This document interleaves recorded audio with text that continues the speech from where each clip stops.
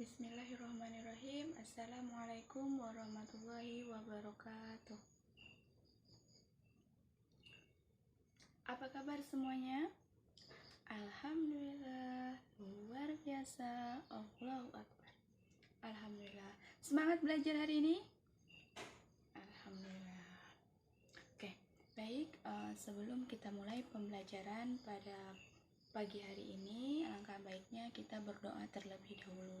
Oke, ketuanya silakan untuk memimpin doanya. Alhamdulillah. Baik, sebelum masuk pelajaran, nah di sini Ibu minta anak-anak semuanya untuk mengecek kebersihan kelas kita pada pagi hari ini. Oke, silakan dicek apabila terdapat sampah pada laci ataupun di bawah kursi mejanya, silakan diambil dan dibuang ke tempat sampah terlebih dahulu. Oke, sudah bersih semuanya. Alhamdulillah. Berarti kelas 7 saat ini sudah mengerti akan kebersihan adalah sebagian daripada iman, dan jika kelas kita bersih, maka kita akan belajar dengan nyaman. Oke. Selanjutnya, Ibu minta anak-anak semuanya untuk melihat bangku di sebelah kanan ataupun di sebelah kirinya. Jika dilihat masih ada yang kosong. Oke, alhamdulillah sudah terisi semua. Berarti kelas 7 hari ini masuk semua, sehat semua. Alhamdulillah.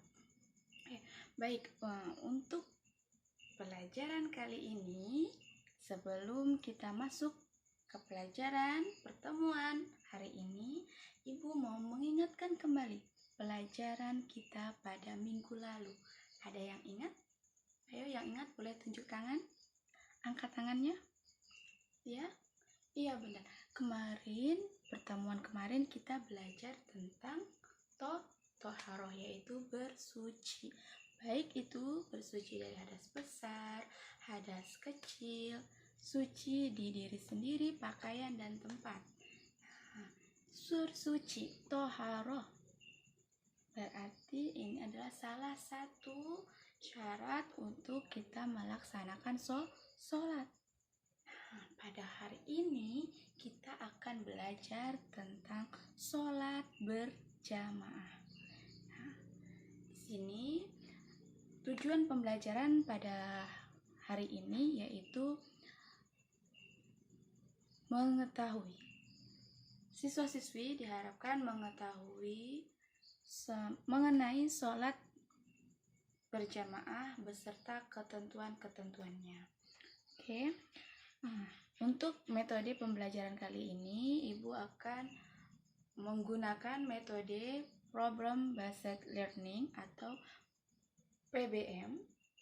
Nah, di sini anak-anak akan Ibu bagi menjadi beberapa kelompok diskusi. Nah, kemudian anak-anak silakan untuk berdiskusi dan membuat hasil diskusinya lalu dipresentasikan. Nah, jadi yang Ibu nilai pada hari ini yaitu diambil dari hasil lembar diskusi dan juga dari hasil presentasi yang kalian tampilkan. Oke, di sini Ibu akan bagi anak-anak menjadi 4 kelompok. Jadi silahkan nanti anak-anak hitung 1 sampai 4 secara berulang. Kemudian yang jika mendapatkan nomor 1, maka berkumpul dengan teman yang mendapatkan nomor 1 juga. Begitupun untuk nomor 2 dan seterusnya. Oke. Silahkan untuk berhitung. Oke, sudah duduk dengan kelompoknya masing-masing sesuai dengan angka yang didapat? Oke. Ini Ibu bagikan lembar tugasnya. Jadi kelompok 1 silahkan cari untuk materi sholat berjamaah beserta hukumnya. Kemudian kelompok 2 cari untuk syarat sah sholat berjamaah. Nah, kelompok 3 silahkan cari tentang pengertian makmum masjid atau materi mengenai makmum masbuk maksud Ibu ya. Kemudian kelompok yang terakhir, kelompok yang keempat, silakan untuk mencari materi mengenai faktor yang bisa menghalangi sholat berjamaah, kemudian bisa sholat munfarid. Oke? Silakan.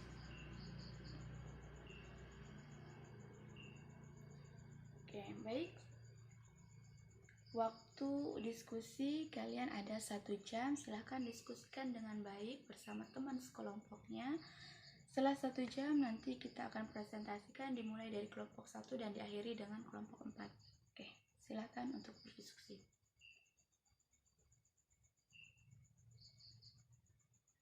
Waktu diskusi sudah habis, kita sudah melewati waktu diskusi, maka sekarang waktunya untuk presentasi. Silakan kelompok 1. Oke, beri aplaus untuk kelompok 1. Bagus ya, presentasi dari kelompok 1 bisa kita pahami.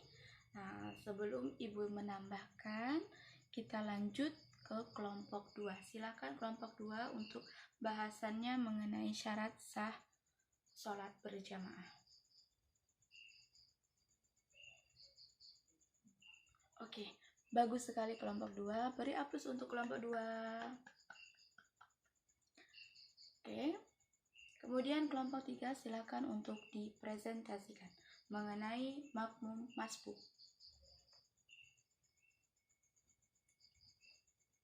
Oke, beri aplaus untuk kelompok 3. Oke, selanjutnya yang terakhir ya. Kita lihat presentasi dari kelompok 4. Silakan kelompok 4 mengenai halangan sholat berjamaah. Ya, cukup bagus. Beri aplaus untuk kelompok 4. Oke, untuk pembelajaran kali ini kita sudah mencapai apa yang ingin kita pelajari, yaitu mengenai pengertian sholat berjamaah beserta hukumnya, kemudian syarat sah sholat berjamaah, apa itu makmum masbuk, dan juga halangan yang bisa terjadi ketika kita akan melaksanakan sholat berjamaah. Nah, baik, benar ya, untuk di kelompok 1 tadi mengenai sholat berjamaah. Jadi sholat berjamaah adalah sholat yang dikerjakan minimal oleh 2 orang dan maksimal tidak terhingga. Nah, jadi yang dilakukan sholat berjamaah ini dilakukan secara bersama-sama dan terdiri dari 1 orang imam dan yang lainnya menjadi makmum. Nah, apa hukumnya sholat berjamaah? Ya, itu tadi yang dikatakan oleh kelompok 1. Hukum sholat berjamaah yaitu sunnah muakkad atau sunnah yang sangat dianjurkan. Nah, ini juga diperkuat dengan hadis Rasulullah dari Ibnu Umar radhiyallahu an. Rasulullah shallallahu alaihi wasallam bersabda yang artinya sholat berjamaah lebih utama dibandingkan sholat sendirian dengan 20 derajat yang dapat kita ambil pahalanya. Hadis riwayat Bukhari dan Muslim. Kemudian syarat sah sholat berjamaah. Ya, benar ya, tadi yang dikatakan oleh kelompok 2 yaitu ada 4 syarat sah sholat berjamaah. Yang pertama tentu ada imam. Yang kedua ada makmum yang berniat untuk mengikuti imam. Kemudian yang ketiga yaitu sholat dikerjakan dalam satu majlis atau dalam satu tempat. Kemudian yang terakhir yaitu sholat makmum sesuai dengan sholatnya imam. Jadi makmum benar-benar mengikuti imam. Nah, kemudian apa itu makmum masbuk? Makmum masbuk ini adalah makmum yang tidak sempat mengikuti atau membaca surat Al-Fatihah di rakaat pertama mengikuti imam. Nah, jadi makmum maksud ini makmum yang terlambat datang dan tidak sempat ikut membaca surat Al-Fatihah yang dibaca oleh imam pada rakaat pertama. Nah, ya, ada kebalikannya dari makmum masjid ini. Maksudnya makmum masbuk ini ada kebalikan dari makmum masbuk, yaitu makmum muwafiq. Nah, makmum muwafiq ini yang mengikuti imam dari awal hingga akhir. Oke, kemudian yang dibahas kelompok 4 tadi mengenai apa? Ya, mengenai halangan sholat berjamaah.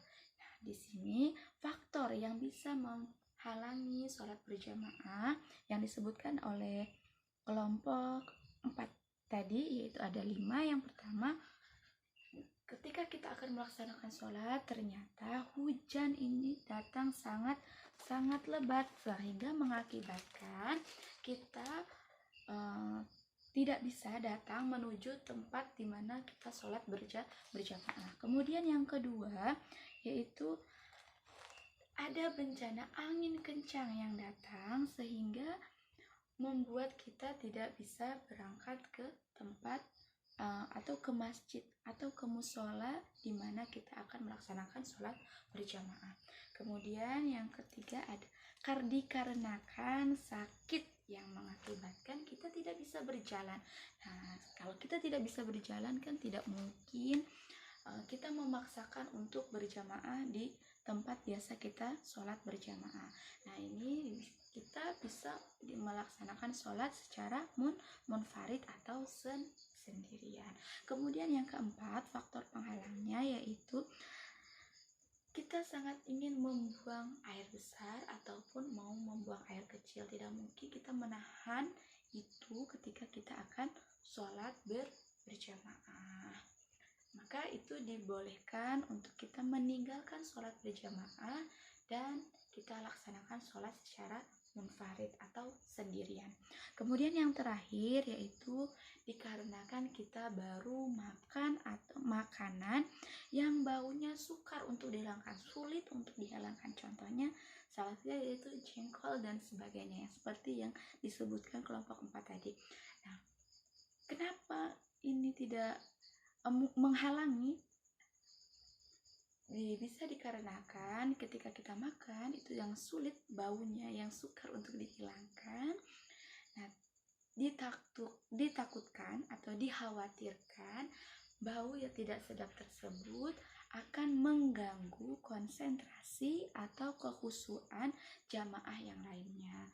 Maka ketika itu kita dibolehkan untuk meninggalkan sholat berjamaah dan melakukan sholat munfarid atau sholat sendiri. Sekian untuk penjelasan mengenai sholat berjamaah. Nah, jika sampai di sini ada yang ingin ditanyakan oleh anak-anak? Oke, sudah paham? Cukup pembahasan kali ini? Oke, kalau sudah cukup, kita ucapkan alhamdulillahirrabbilalamin. Nah, sudah itu untuk tugas minggu depan, Ibu ingin anak-anak mencari bagaimana tata cara sholat berjamaah yang baik dan benar, dan kemudian apa saja sih keutamaan dari sholat berjamaah ini. Silakan anak-anak cari di materinya di rumah. Nah, pertemuan berikutnya kita akan bahas. Oke? Sekian pembahasan dari Ibu. Mohon maaf apabila dalam penyampaian materi terdapat kesalahan ataupun kekurangan, kekhilafan dari Ibu. Mohon dimaafkan. Ibu akhiri. Wabillahi taufiq wal hidayah. Wassalamualaikum warahmatullahi wabarakatuh.